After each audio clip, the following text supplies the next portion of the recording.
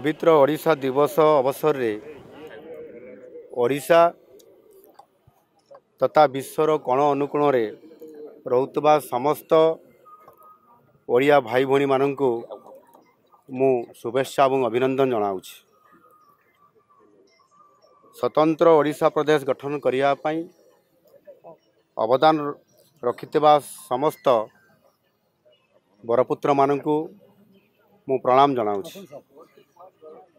उत्कल गौरव मधुसूदन दास थिले ओडिशा प्रदेश गठनर मुख्य बिंधाणी। उत्कल सम्मेलन जरिया से एक दीर्घ आंदोलन सूत्रपात करथिले, जहा फल आमर स्वतंत्र राज्यर गठन करिवार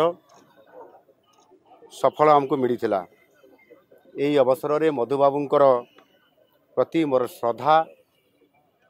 सम्मान और श्रद्धांजलि मु अर्पण करुछि।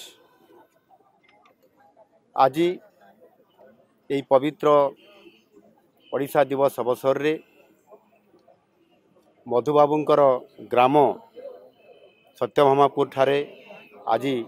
ओडिशा सरकार तरफरु स्वतंत्र भाव में प्रथम थर करी ओडिशा दिवस पालन करा जाउछि। एवं सेथिपाई विशेष करिकी जो मधुबाबू जेभली भाव में ओडिशा प्रदेश गठन करिबारे जो जागृति तैयारी करथिले ताकू पुनर्बार आउ थरे मने पकेबा पई एवं तांकर जो शक्ति थिला एवं से जेभली भाव में ओडिया अस्मितार कथा को से कहूथिले,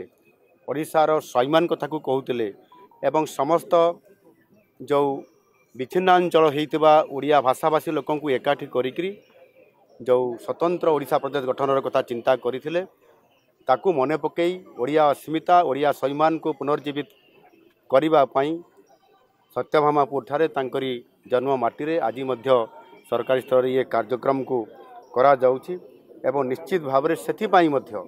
विशेष करिकरी ओडिया अस्मिता और स्वाभिमान पाई एथिरे आज ठारू अर्थात एप्रिल मास 1 तारिख ठारू 14 तारिख पर्यंत जहाँ ओडिया नववर्ष पालन करिवा पाई जो आमे पालन करूथाउ एवं पालन करिया पाई आमे प्रस्तुति होउछु। यही जो 1 तारिख रु 14 तारिख पर्यंत जो आमर गोटे पक्ष रहिला सेथिरे आमे एक ओडिया पक्ष भाव में ताकू 14 दिन पर्यंत ये पालन करा जिवो एवं संपूर्ण भाव में एथिरे आमे समस्ते